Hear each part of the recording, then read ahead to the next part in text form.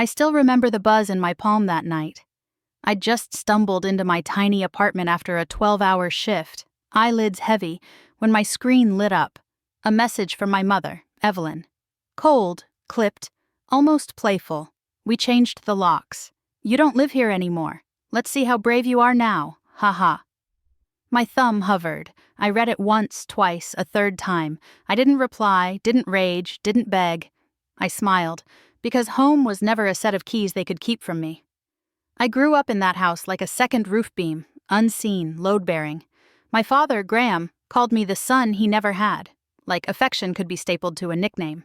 From 14 on, I climbed ladders, sealed gutters, patched drywall, and mowed the acres until dusk while my sister Sophia studied with the good lamp and the quiet desk.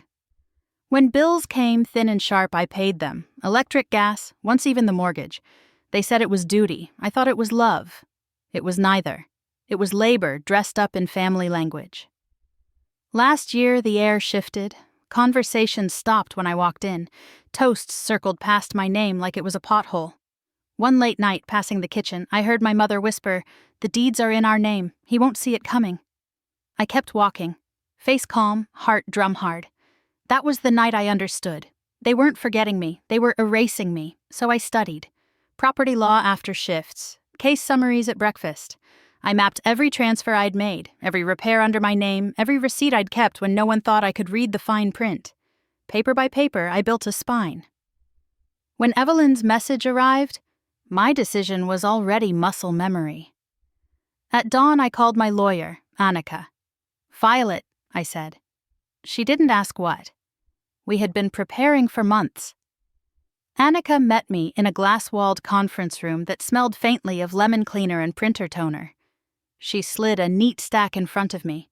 Photos of the roof I'd repaired, invoices with my name, bank transfers for temporary family loans, and the notarized acknowledgement Graham had signed when I covered the mortgage for 6 months. "Discovery," she said. "They thought you wouldn't keep records." I traced each page with my finger like it was a railing on a high staircase. Evidence steadied me. The first hearing was procedural, postures and paper cuts. Evelyn arrived in pearls and calm, Graham in his best jacket, Sophia glancing anywhere but my face. Their attorney said misunderstanding 3 different ways, like the word could repaint the past. Mine said contribution, equitable interest, and unjust enrichment, placing them on the table like anchors. I didn't speak then. I learned to let silence work. Between court dates, I visited the house once, not to plead, but to measure.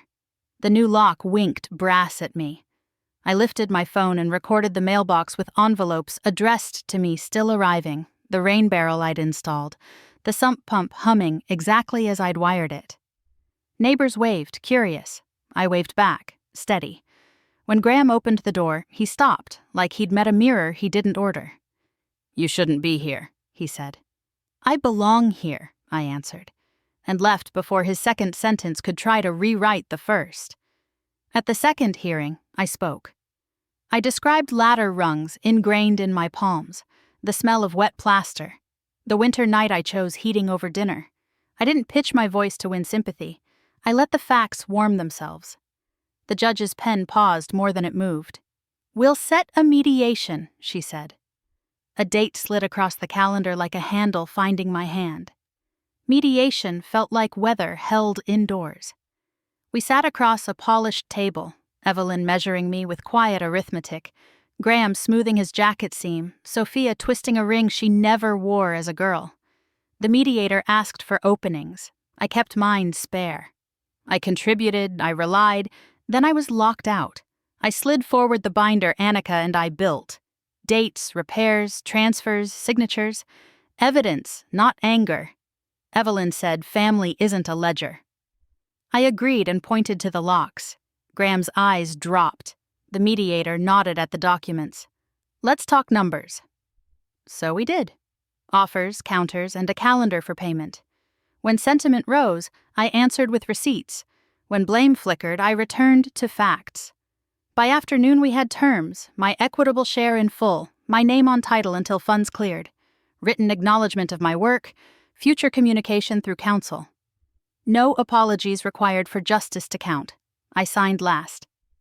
The pen felt heavier than a hammer and lighter than dread. Outside, the air smelled like rain choosing where to fall. I messaged Annika, "Thank you." She replied, "You did the building. I labeled the beams." I surprised myself by laughing. I didn't drive past the house. I didn't need doors to confirm what I'd earned. When the transfer arrived, it felt like gravity finally admitting my part in holding the roof. I enrolled in construction management, set reminders, and circled a start date. People say keys mean belonging. I learned they also mean departure. Let them turn their locks. I'm not the door. I'm the house I'll build next.